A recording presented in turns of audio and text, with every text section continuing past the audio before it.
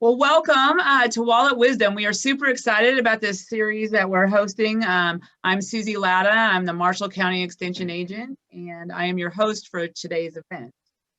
This series is brought to you by K-State Research and Extension and the Family Financial Management Program Focus Team. So, as you know, K-State is an equal opportunity employer, and we do not discriminate under any of these classes.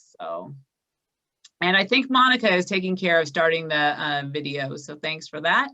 Just want to let everybody know that there is a K-State Research and Extension office in all 105 counties in Kansas, and so here's a map. So if you'd like to know where to find your local extension office, we would encourage you to reach out to them and ask any questions or find out what resources and information they have available to you. All right, well, we have a great 6-part series, and you're welcome to join in when you can, or we'll wait for the recording if you are unable to get on that particular day. But today is the financial checkup. On the 29th is the emotions and money, followed by the spending plans, increasing savings, and managing debt. And then the last one on the 27th is all about credit. So great lineup, and I hope you can all join us and learn something to help you and your family. Today we have 2 excellent presenters. We have Elizabeth Kish and Deborah Wood, and Elizabeth is the Associate Professor and our state's Family Resource Management Extension Specialist. She works out of the Personal and Family Finance Department out of Manhattan. And then we also have Deborah Wood, and she is a Family Resource Management Agent in Central Kansas District, which is Saline and Ottawa counties. She did not give herself enough credit. She's a certified financial planner, and she's really an expert and a great resource to all of us. So we just want to remind you that this session does not intend to constitute financial advice. It's just information, content, and material presented for the general information purposes and for educational purposes only. We understand that everybody's financial situation is different, and so it's very difficult to do a one-size-fits-all program. So this is just general information purposes, and if you have really specific questions, you need to talk to your financial planner or financial person in your life, whether it's your tax person or your attorney or whoever. So, like we said, we are recording, but your name and picture will not be in that recording, so you don't need to worry about that. And then if you do have specific questions, if you want to send them to me, Susie Latta, and I will bring those questions to the rest of the group or the presenters, but I will not use your name, so you don't have to worry about that. It's anonymous. So, okay, thank you, Susie. We want to get started today by practicing using the reactions so that we can get to know our audience a little better. So for you who are on computers, this is likely along a bar along the bottom of Zoom. There should be a little button there that says reactions, and if you click on that, you'll get some options. On my iPad, I believe it's up in the upper right-hand corner. There's 3 dots and more, and if you click on that, it gives you more options, including those reactions. And the chat feature for that is on my iPad is up in that under more also. So if you're on a mobile device, that's where you might find those things. So what we'd like to do to begin with, if you found those reactions, is give me a thumbs up if you're joining us today from work.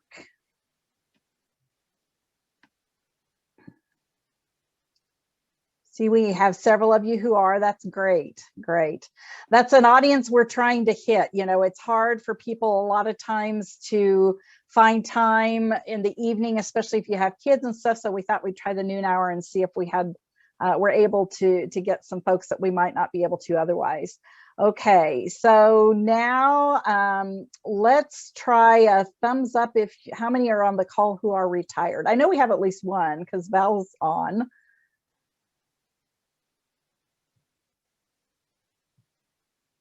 I'm not seeing too many thumbs up for retired. A couple, it looks like. So, okay, great. Well, that gives us a little bit of an idea kind of who we have on. And I think we're going to move on now. And Monica, if you can bring up the first poll.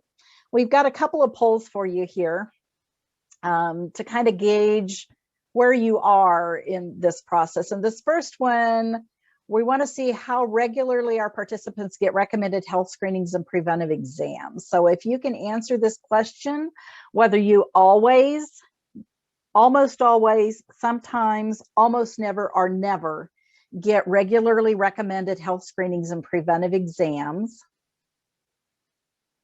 I'll give you a few seconds here to answer that. And if it looks like most of you have, when it starts slowing down, well, I'll go ahead and end that. And how often do you regularly get health screenings and preventive exams?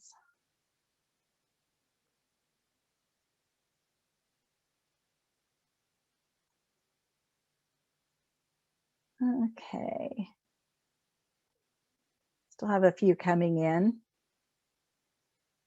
I think we can probably go ahead and end the poll and show the results. So it looks like always and almost always are very close. 38% always, 36% almost always get those recommended health screenings and preventive exams. I think we know going to the doctor regularly, or at least on an annual basis, can help mitigate some long-term health risks. And really, this is one of the reasons why there's been that emphasis on preventive care with a lot of employer group health plans. And in fact, a lot of them, in terms of direct dollar savings for consumers, you know, getting that annual physical may help to decrease your health insurance premium. So I think, you know, it doesn't really surprise me too much with them offering incentives for your premiums that we do have quite a few people who take advantage of that. So I'm going to stop sharing results and then go, if we can bring up the next poll, Monica. And on this one, we're wanting to know how regularly you review your financial situation. Is this something that you review annually? You maybe have done it once or twice, or you never do.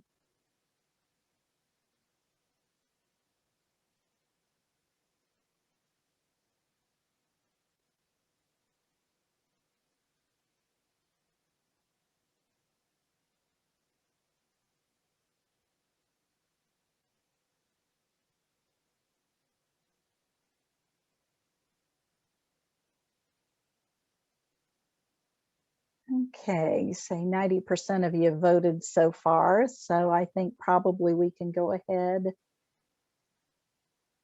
and end things. We got a good group here today. It would not have surprised me to find out that most of you had not done it very frequently, if at all. So the overwhelming majority, more so with this. Of course, there were 3 options with this and not with the other. I guess when you add the always and almost always on the health side of things, we probably would have come up about the same. But so I would not have been surprised if this had looked different, I guess I should say. So, okay, we're going to go ahead then and go into what we're hoping to accomplish today. So the objective of this first Wallet Wisdom session, you know, one of the objections is to understand the importance of a financial checkup. We want to show you a tool that you can use to complete that financial checkup each year. We're going to look at presenting some building blocks for managing and growing money, which we are going to be going into in more depth in the subsequent weeks that we have coming up. And then we're going to visualize and set at least one financial goal you would like to achieve before the end of the year. So help you think through that process. So those are our goals and objectives for this program. And Elizabeth, I'm going to turn it over to you here. Okay, but you'll still keep running the slides, yes. Right? Okay, great. Well, I'd like to say welcome to all of you as well. We're really excited to have you here for our first session in our series, Wallet Wisdom. And one of the things, the reason we're starting with the financial checkup is because if we take just a short step backwards, what is the whole point, right? We want to be financially well. That's why we asked you, do you get your physical checkups because we want to be healthy? Have you done a financial checkup, or reviewed your financial situation, and let us just say, you know, I was glad to see some variety in that. And everybody's where they're at, right? We start where we're at and we move forward. So the goal is financial wellness. And I'd like you to just take a little bit of time, maybe not a whole minute, maybe 30 seconds or 45, we'll see. But just to think about, what does financial wellness mean to you? And you can jot your ideas down or just think about it. Don't worry, we won't ask you to share. But I think it's really important that each of us have our own idea. What does it mean for you and to you to be financially well?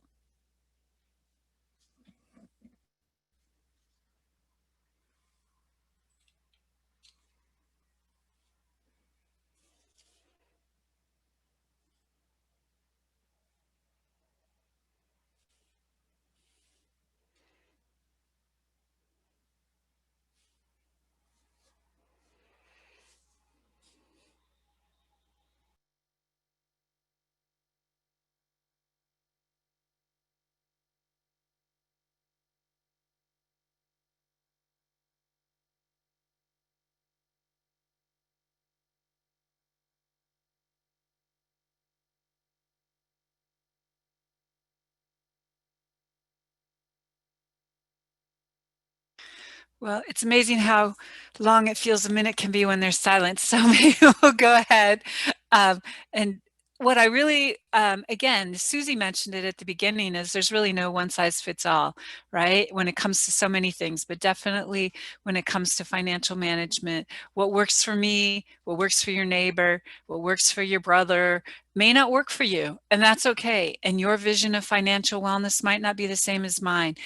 And ultimately, it's being comfortable with your own state of your own personal finances. So Deb, if you want to go ahead. But even though it is a very individual concept, we do have some research behind us to know in general what the components of financial wellness are. And this research comes from the Consumer Financial Protection Bureau, and it comes from research that they did with consumers. And this is what consumers told them. And so first of all, is the sense of control over day-to-day and month-to-month finances. And I don't know if you remember, it's probably a really old song now, but it's always stuck with me. There's a lyric about too much month for my money.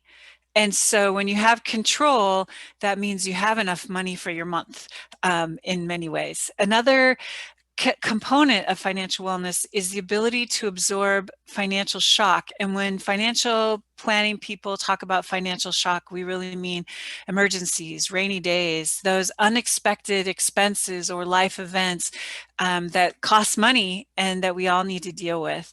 Finally, if we have financial goals and we're working toward them and we are on track to meet them, that's another measure or another indicator of financial wellness. And finally, the ability to make choices to enjoy life. And again, like I said at the beginning, the whole point is managing our money to achieve our goals and enjoy life, right? Because otherwise, what's really the point? So I think some people, especially when it comes to money, they get really worried and oh, there's a right way, there's a wrong way, I'm not doing this right. But you know what? It's what works for you and helps you achieve your goals. So go ahead, Deb. And part of that, though, can really be these regular financial checkups. And I'm not going to lie, research shows that economic factors are important for financial wellness. In fact, some of the research that CFPB published shows that maybe as much as 70% of financial wellness has to do with economic factors. But there are other factors that are also important, the non-economic factors, such as your financial practices and your habits. What do we mean by that? Well, do you spend less than you earn on a regular basis and save and invest the rest? Do you pay off your credit cards or make more than the minimum payment? When you take out a loan, do you shop around for terms and look for a different, the best interest rate that you're able to get? What about your habits? Some of this has to do with health, right? If you take care of yourself or you're healthy, you'll spend money in one way. and maybe less or maybe more than if you're unhealthy, because it takes money to be healthy, right? And I don't just mean medicine, but if you, for working out, you need appropriate shoes if you're a walker, if you belong to a gym, I mean, all of those things, the mental health things. So our habits also can impact our financial wellness. A regular checkup can, first of all, help us identify areas where we might call them problems or euphemistically opportunities. It can help us chart our progress. And also then once we know like where we're at, we can use our financial checkup to create some action steps to move forward and achieve our goals.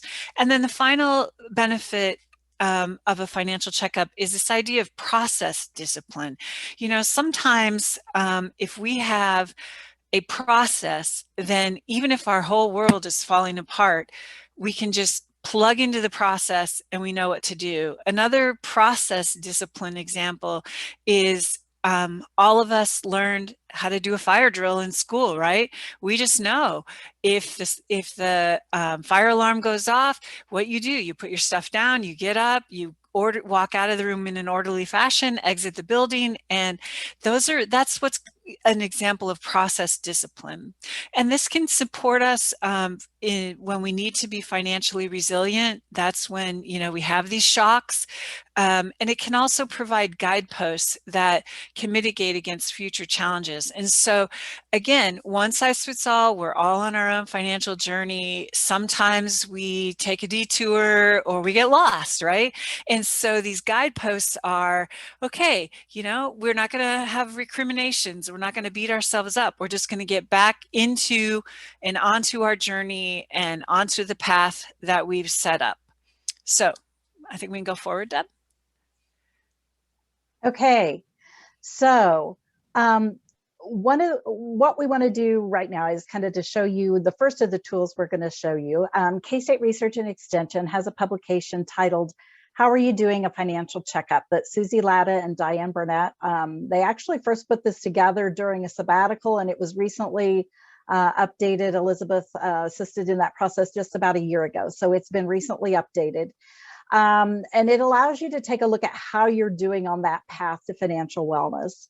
The publication includes a financial fitness quiz, which in my view, it contains basically some basic financial management best practices. And Elizabeth mentioned some of those when she was talking there. I believe the link was sent out yesterday in the email reminder. So some of you may have printed it out. You may have it in front of you. Some of you may have already taken the quiz. I guess I'd be interested in knowing how many of you, a thumbs up, a hand raise, whatever, under the reactions. If you can let me know, give me an idea how many of you have actually taken the quiz already. And I did bring it up a little bit bigger on the screen so that you can see things if you don't have it in front of you. Looks like several of you, or a few maybe I should say, have taken a look at it. So I want to encourage you to go through here, find some time in the next week or so to go through and take a look at this. I think you'll be glad you did. So basically, the quiz part of the financial checkup, it's got 22 questions, those basic, principles. You go through, you read each statement, and you're going to give it a 5 that you always do it. So similar to the poll that we did before, a 5 if you always do it, a 4 if you usually do this practice, 3 sometimes, 2 seldom, 1 never. And you're going to do that with every single statement on here. There's a couple statements that I think are more of a yes or no, and that you're going to give a 5 if the answer is yes, a 1 if the answer is no.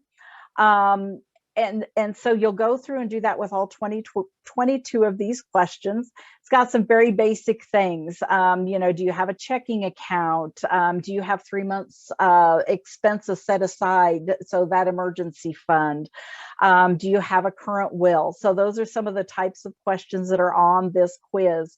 And then once you've done that with every statement, go through and add them all up. And you're going to come down to the scoring part of this and take a look at how you did. And it's not a quiz where there's right or wrong answers. Basically, it's designed to try to assess where you are on this financial journey. And, you know, if you've answered more 1s, 2s, and 3s to everything, that kind of gives you an idea of areas to focus to improve your finances. So basically, this is going to tell me that, you know, 0 to 22. So basically answering 1s to everything, you don't do any of these practices. You may need a little help there to get a few of these things in place. It's never too late to try to improve your finances and to get started. We will tell you that.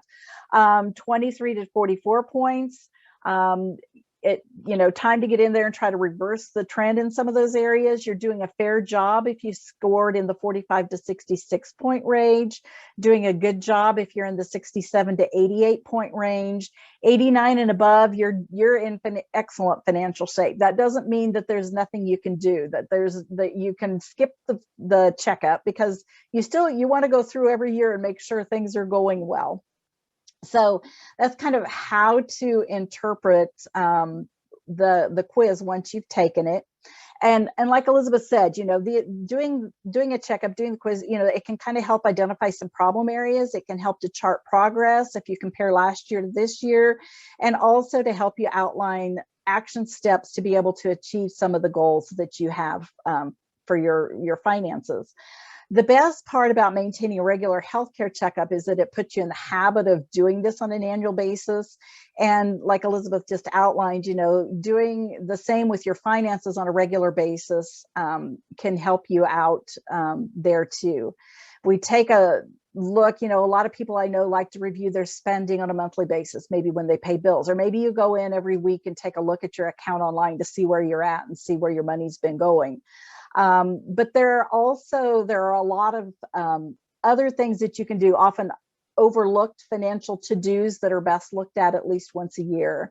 And so that annual review is going to take, you know, a look at going over your budget, taking a look at that and making any adjustments you might need to, taking a look at your investment portfolio, for example, making sure you have the right beneficiaries designated on your retirement plans and your insurance policies. So the rest of this publication is actually going to give you an idea of some of those other things that you should be doing on an annual basis. And for example, you know, your net worth, taking a look at that. We'd like to see that increasing each year. This publication is estimating, you know, a 5% ideally from one year to the other. How do you know if that's happening? You know, you do that by taking a look at your net worth, the assets, the things you owe minus those things that you own. Things that you own minus the things that you owe. And so if that's something that you're not familiar with, you've never done a net worth statement before, there's actually one in here, a format that you can follow to help you think through all of those things that you might own and all of those people that you might owe, so that you can come up with your net worth and compare it last year to this year. Are you in better shape this year than what you were last year, for example? So several of these other things that are in here, we're going to actually be going through, you know, more depth. We have a whole session on spending plans and budgets, on credit, that sort of thing. So I'm not going to go through every single one of these, but I would encourage you to take a look in the next week or two. If you have time, take the quiz, go through, read up on this, jot down any questions that you might have, you know, for some of our future Wallet Wisdom sessions. And I'm going to go ahead and minimize that again. So, you know, Elizabeth mentioned everyone's financial situation is different. There may be some of the items that are on this and some of those things as you look into those checkpoints and those checkup items that don't apply to you. You may have things that you want to keep an eye on year after year that aren't in the list. So everybody's situation is different. I'd also suggest that if you're taking a deep dive into your personal finances, you know, if that's new to you, you've never done this before, start small.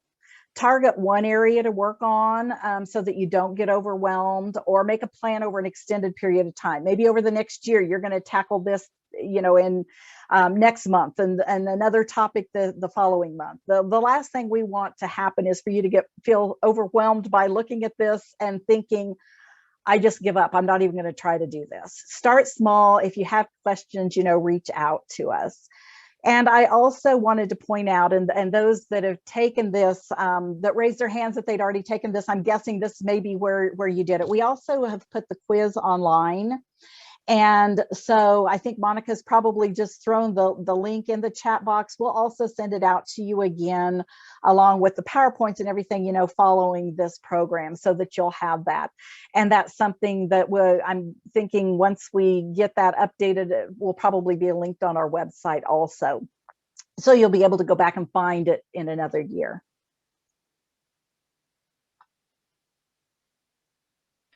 Okay.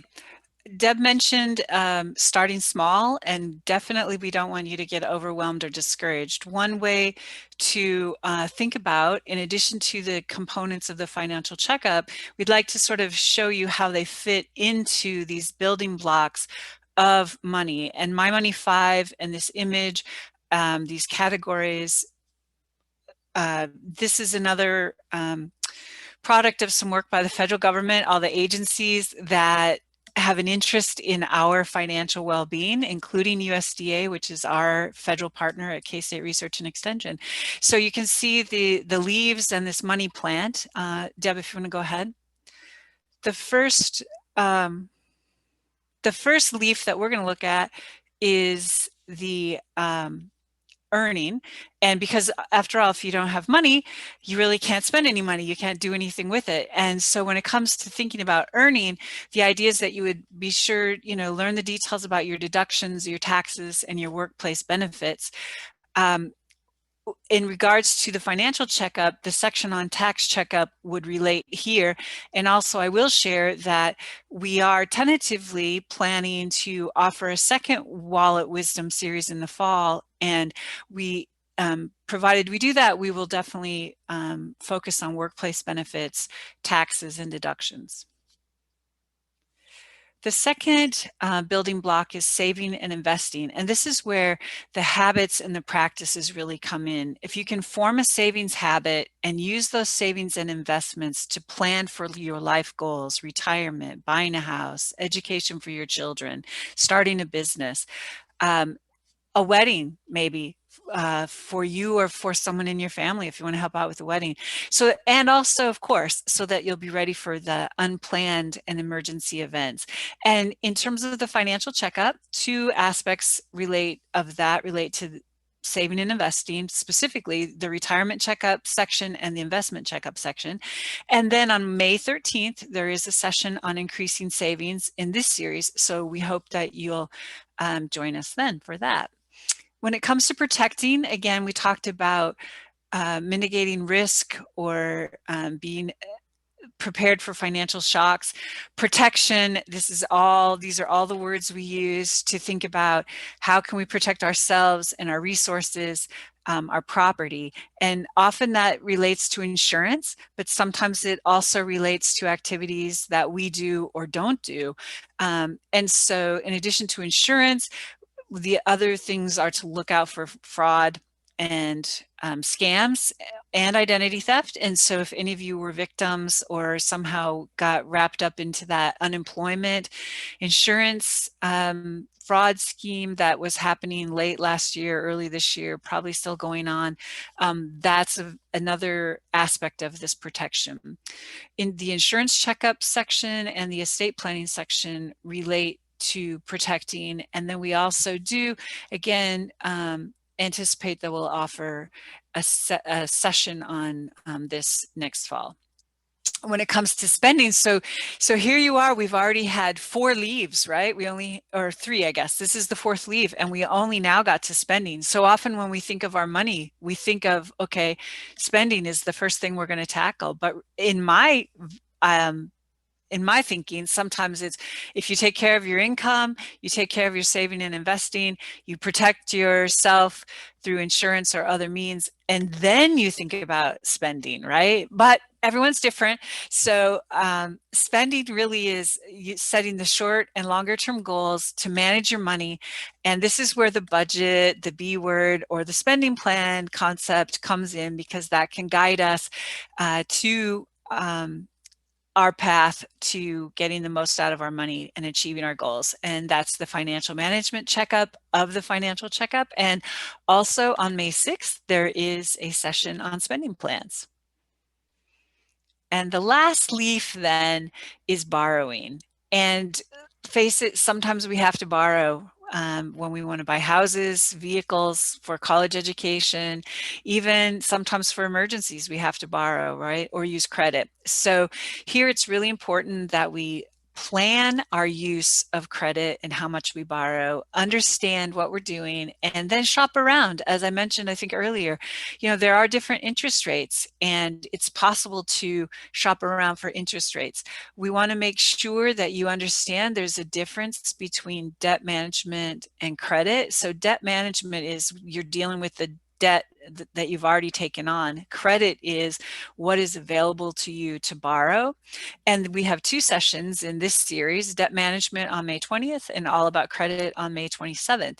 In terms of the financial checkup, there is a section of it called the credit checkup.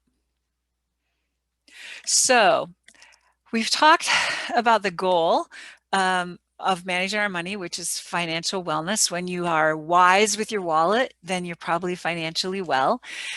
We talked about a financial checkup as a tool to use to get there. But then what happens?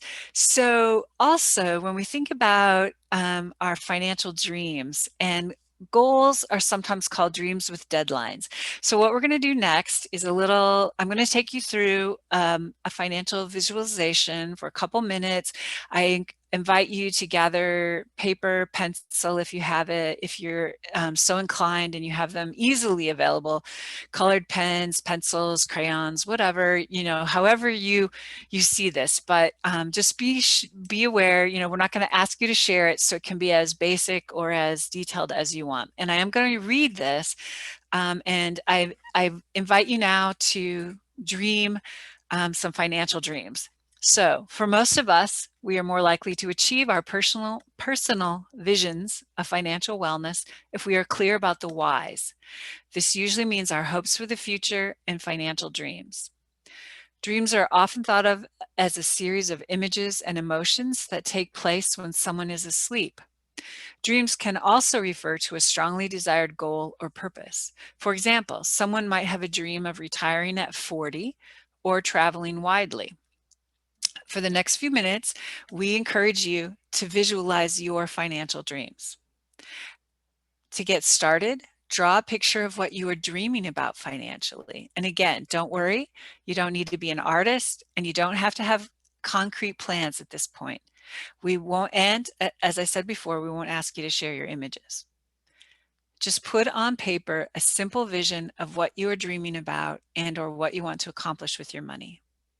Stick figures, rough images, short phrases, or a combination of any of those are exactly what we're thinking about here.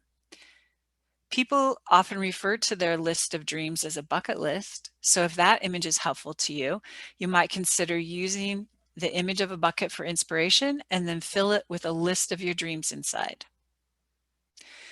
Financial dreams can include something that you want to do or buy. For example, you may want to buy a new car or travel. You might want to enjoy a sense of security by accumulating funds in an emergency account, or you might be looking forward to a comfortable retirement. We each have our own financial dreams, and this is your time to think about what those are for you and to really develop a picture of them. So draw these dreams, again, short phrases such as comfortable retirement, good education, 3-bedroom house, it may be helpful to you to describe them. But dreams can also be anticipated feelings, such as a feeling of peace, a feeling of financial independence, a feeling of financial security, or even a feeling of relief. I'll stop talking now and let you dream for a couple minutes. And we are going to be on mute, and then we'll come back in about 2 minutes.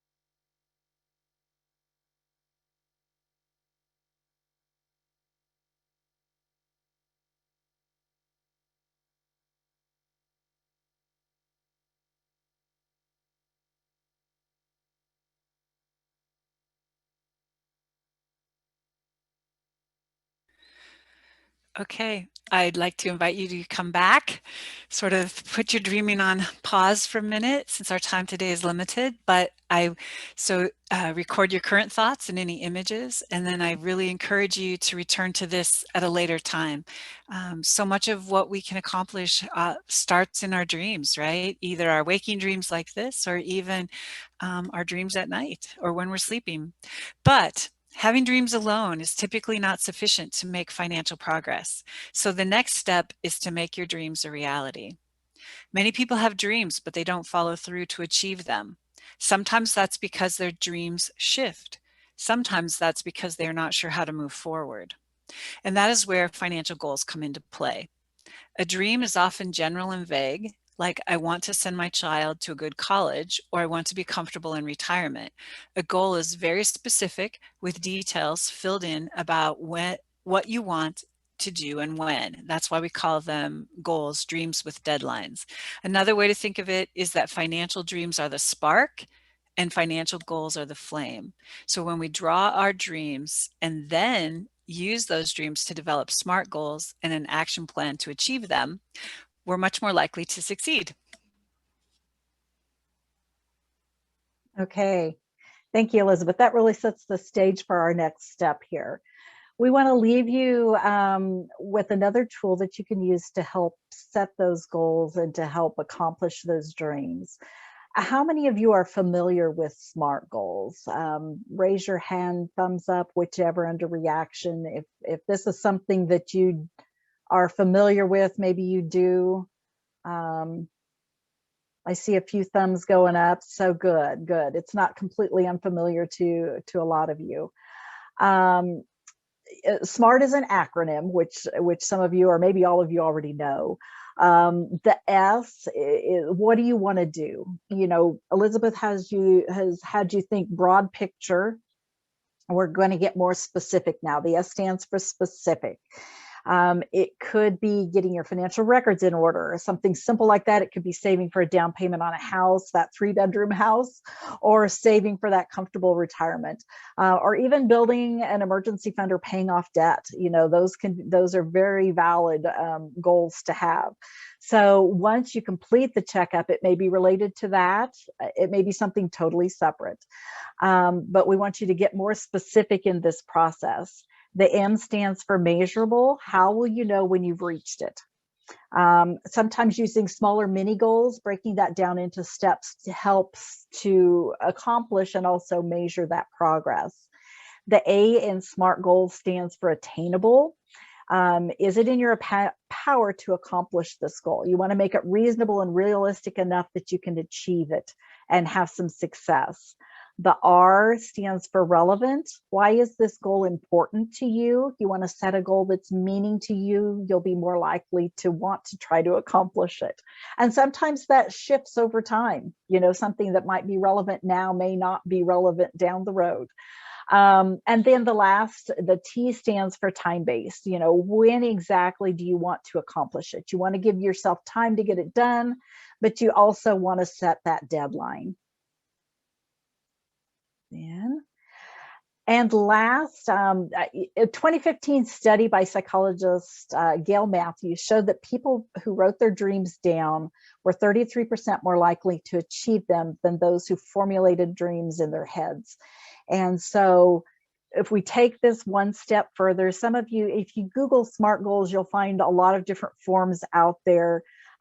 Monica, I believe, has thrown one in the chat room that you can download. Again, we'll probably attach that to the email that goes out separately also. So if you don't have a form that you're already using and working with, and you're looking for something, this might be something to consider using. It helps you to get specific on that question. The registration questions that came in, we took a look at those, and there were a lot related to retirement that came up. So a lot of you are thinking ahead to retirement. So if I have a goal that's to save for retirement, that vision that I had was a comfortable retirement. You know, how am I going to get there? If it's just this thought in the back of my head or just this dream that I have, how likely am I to meet that general goal? Probably not very likely if I don't ever take some steps to actually make it happen. So using this SMART goal process, I can get a lot more specific and be a lot more likely to be successful in meeting that goal. It walks me through the who, the what, the where, the when. There's a place on here to actually take some action steps on how I'm going to meet that goal. So going through how to measure, how to attain, how it's relevant and time-based, using retirement as an example. How long do you have till retirement? Is it a couple of years? Is it 20 years? That's going to help you determine whether it's realistic maybe, but also how much you need to save. If, knowing where you're starting and how much you need to save during that time frame. Some of the specifics on here might be things like pinpointing how many years, break that down into months, break that down into paychecks. How much time do I have to save? How much am I going to need to save? And then breaking that down by dividing by the number of paychecks to know, how much do I need to save each month? And is that a realistic amount? Can I attain that? If it's $100 per paycheck, it's going to be a lot more realistic. So starting young is going to be a lot more realistic than waiting and needing to save, $100,000 and I've got 2 years left to do it. I probably don't have that much extra in my budget to be able to do that. So thinking through some of those things, what are some things over under attainable? It has you think through what are some things you might need to learn. So going back to the example of retirement, what are some of the vehicles that I would have to save? I could maybe increase the amount in my employer plan or open an IRA. Well, do I know enough about those to know, does my employer plan allow me to make extra contributions? Am I eligible to contribute to an IRA? So there may be some things that you need to research as you're writing through this and getting specific to know just exactly what you want to accomplish and how you go about doing it. So this worksheet can help me walk through making that general goal, that big vision, that big dream into something more specific, measurable, attainable, relevant, and time-based to get things down in writing to help me be more successful in meeting that goal. So I do want to add here to keep in mind that life happens, and sometimes the best laid plans can derail the best of plans. So just take a look at the pandemic. The economy in the last year, I know, has upset a lot of people's plans. And so again, not getting discouraged, but this is one reason why we would recommend that you do revisit your goals every year. Take a look at this during your checkup and see if anything needs adjusted. Evaluate how it's going, take that measurement. It says, how will you know you've reached your goal? Where are you in that process? And take a look at that every year as you do your checkup. You may need to get back on track if you've gotten off track. You may need to modify your goal because, like I said, maybe it's not as relevant to you anymore as it was at one time, but it can help you to evaluate where you are in that process of meeting your goals if you do this as part of that financial checkup process. So I think with that, I'd like you to spend some time this next week kind of visualizing those dreams, using the SMART goal process to see if you can set at least one financial goal, breaking that down to get more specific. If you need help, reach out to us. You can't reach your financial goals if you don't set them. Dream, plan, and take action toward that vision for your financial wellness. That's what our hope is for you, and our hope is for you as you go through this series with us. So I think with that, I'm going to throw things back to Susie, and actually I meant to ask you kind of at the end of sections if there were any questions that had come in for that section, and I forgot to do that. So are there any questions that have come into you through the chat box, Susie? Not too much, just one comment. Someone just was like challenged with trying to figure out how this all really relates to them, or making it relatable to them and their situation. And so I was going to encourage them to reach out to their extension agent or keep posting things to me in the chat to see if I can help them. And another person just commented that they were really glad that you mentioned about the SMART goals. And a lot of people just don't like to set goals, but they don't make them, they just make them big, broad dreams and don't make them specific enough and put a little bit of thought into them and to have an end date when they want to really see if they can accomplish those things. So I think I found that when it's just that big dream, and you don't have any of those action steps in place, it just never happens. Or that's been my personal experience with those dreams and those goals, without having some specific goals and a specific plan on how am I going to get there. I would say, I mean, sometimes we get lucky, right? But luck is True. not a plan. And I think by having, doing the financial checkup, doing some goal setting after you've done some dreaming, you set yourself up for success and not depend on luck. another question that just came in was like recommendations for who to go to get your financial review or to get your things in order. What do you recommend?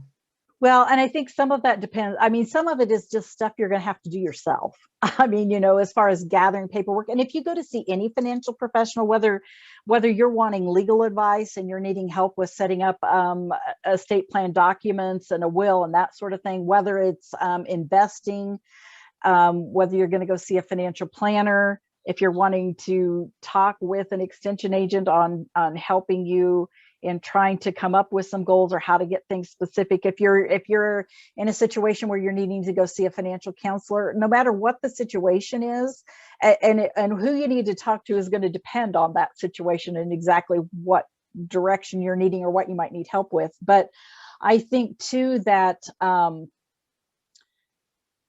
you're going to need, there's several documents, there's several things you're going to need to do in advance. And I think that the financial checkup publication itself will help you figure out some of those documents. But gathering information on what you own, gathering information on all of the accounts that you have, the property that you own, any debts that you have. So a lot of that stuff is going to be stuff that you're just going to need to do.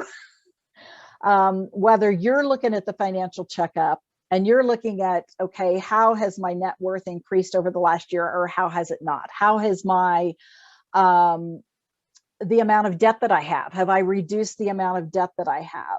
Has my emergency fund, do I still have 6 months of an emergency fund there? Or have I needed to replace a roof or replace the tires on my car or something to where I've needed to dip into that and I haven't replaced it? So looking at things year to year is going to help you figure out where you're at, if you're still on track, and whether or not you need to revisit some of these things and work on some of these areas. And I don't know if that's helpful and that answered things. And Elizabeth, you may have something to add too.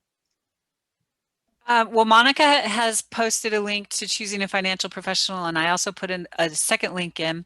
I would say, again, the financial checkup can help you identify what type of financial professional you might want to work with. And if your challenges have to do more with managing your money, managing cash flow, keeping track, some of the record keeping, I mean, your financial institution might have resources there to help you. If you use the online platform that is probably associated with your financial institution, there you can automate some of this. I needed to do some tracking of some deposits into an account, and for the first time ever, I actually just downloaded the transactions. I'm kind of a real pencil and paper gal for some of this stuff, so that like rocked my world, but it was cool and it worked because we needed a new roof. So I think it really does depend what it is you're seeking. I would say, you can pay people to help you with some of this stuff, but then your money's, but you can do it yourself as well. I have a family member who's going through divorce, and she needs to be getting her financial stuff together, and they gave her like this 10-page worksheet. And so, yeah, she could have hired someone to help her with it, but she chose not to spend her money that way. So, you can do it yourself, or you can also hire people. I think that's a great point, Elizabeth, because for a lot of people, like investing, you can do all the research, or you can hire somebody to do it for you. Go to a broker or somebody, who can help you with that process. Taxes as an example I'll use for myself personally. I could do taxes. I've done them before, simple taxes before, but we farm and we're in the process of my husband retiring. So, we use a professional to get professional advice, somebody who does keep up with that all the time and knows all the things we need to be aware of as we go through that process. So yeah, there's probably not anything that we talk about that you can't do yourself if you want to. And it just may depend on how much knowledge you have coming into it, or how much you want to spend of your own time researching stuff to make those decisions. You're on mute. Sorry. Sorry, maybe I was unmuted and you heard me typing. If you are a state of Kansas employee, there are some resources available to you that way. We have our retirement plans. You can do checkups. There is more financial resources than in past years this year with HealthQuest. So you may have access to some things that way as well. Very true. Well, I've had no additional questions, but if you have questions and you'd like to unmute your mic, we'd sure be glad to take your questions here for a few more minutes. This is Miriam Clark. I'd like to add something that I learned that was kind of helpful. There are financial advisors that you have to invest with them, and they charge a percentage commission for that. But you can also just go to a financial advisor and pay them just to advise you, so that you're not having to necessarily invest your money with them. Yes, there are fee-only financial planners that will look at your situation and give you advice based on that. But yeah, they're not earning a commission. You pay a flat fee for that advice. That's very true. Great, excellent question. Thanks, Miriam, for sharing. And a lot of people don't know about the fee-only financial planners. They're only aware of the ones that you have to make investments through. So that's very good to point out. And we'll probably talk about that later on in our series as well, under the investment section, I would guess. I'd like to add something to that. If you're looking at a financial advisor, make sure they're a fiduciary, which means they have to act in your best interest. So just keep that in mind if you're shopping for one. And I think that's a really good point. Deb, do you want to add anything about that?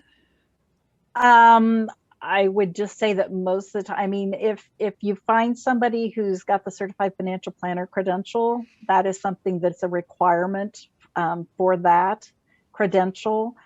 There's an alphabet soup of that people may use behind their names, and some mean something and some don't. So yeah, that would be something to find out if they do have act in a fiduciary, manner. They will. Yeah. They're not going to be looking at how much they're making off of you. They're looking at what's going to be best for you, especially when it comes to looking at retirement and that sort of thing. Go ahead. This is Miriam again. Before I knew anything about investing or anything like that, I reached out to a lot of people. There are a couple of types of advisors you have to be careful of. Some people are just trying to sell like a life insurance policy, and they present themselves as giving you advice. And there are also pyramid schemes. There are certain advisors that are just pyramid schemes, so you have to be careful of them too. And I would say, and I don't want to be overly general, but sometimes you may get invitations to come and hear about this opportunity, things like that. So this is where your consumer skills come in. I mean, it's fine to go and listen, ask these questions as Miriam has suggested, use some of these resources that we've put in the chat to identify what sort of financial professional might work for you. And then I hope you'll come back, and if you have specific questions during the saving and investing time, that session, that would be great. Or you can always each week put any of your follow-up questions in the survey that Monica has sent the link, put the link in, and it's also the QR code. There was one other question to follow up, Deb, about like who decides if they're a fiduciary, or how would I know if someone is a fiduciary? Well, and that's something that actually there's been kind of, I don't want to say a fight. There's been some discussion with some laws and Security Exchange Commission and some of that kind of stuff, on requiring all, professionals to have that fiduciary thought process, to be fiduciaries. I don't know that that's gone anywhere at this point. And I would need to do a little research on that to see where that's at. But I would ask them, like I say, I know that anyone with the CFP behind their name is going to be, or is supposed to be, you can report them if not, because that is part of that process of going through that credential. But I'm not as familiar with which other credentials might also have that as part of their credentialing process. So I would ask the professional.